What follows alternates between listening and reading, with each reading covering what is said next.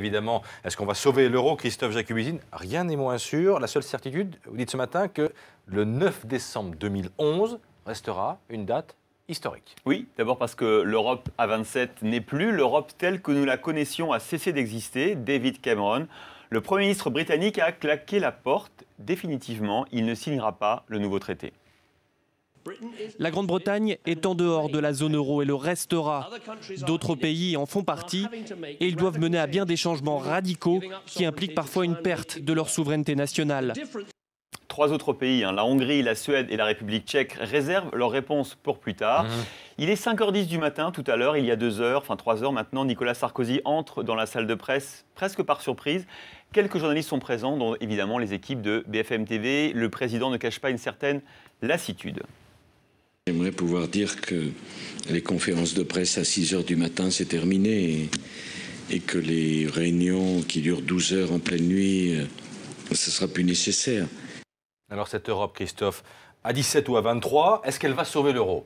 Vous avez raison de poser la question, Christophe. C'est le combat désespéré que mènent Nicolas Sarkozy et Angela Merkel. Sauver ce qui peut encore l'être. Je ne sais pas vous répondre. Que dira-t-on dans les livres d'histoire dans 10, 20 ans?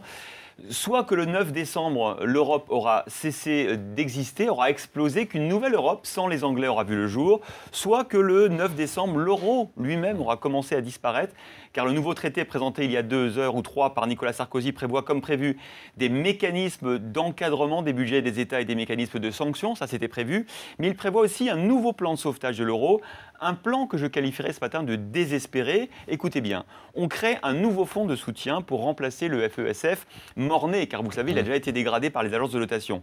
Et vous savez par quoi on le remplace? Par le MES. Le MES, en anglais, ça veut dire, excusez-moi, oui. Ça veut dire le bordel, le merdier. Quelle ironie, J'espère que ce n'est pas de l'ironie. En tout cas, j'imagine ce que les quotidiens britanniques vont faire comme titre tout à l'heure. Autre mécanisme, écoutez bien, le FMI va venir à notre secours, le FMI. Mais comme ni les Américains, ni les Chinois ne veulent que leur argent soit utilisé, c'est les Européens qui vont devoir donner 200 milliards d'euros au FMI pour que le FMI aide l'Europe. C'est ridicule. Bon, c'est le moins qu'on puisse dire, vous n'êtes pas optimiste, cher Christophe. Non, sauf que peut-être, Christophe, il y a aussi un accord secret, et c'est peut-être là que viendra la survie de l'Europe, un accord secret sur la Banque Centrale Européenne qui va tenter de sauver l'euro en faisant fonctionner la planche à billets. Pourquoi secret? Parce que la chancelière allemande, Angela Merkel, ne peut pas dire à ses compatriotes qu'elle a tordu le bras à la Banque Centrale, que la Banque Centrale va faire une politique qui risque de déboucher sur de l'inflation.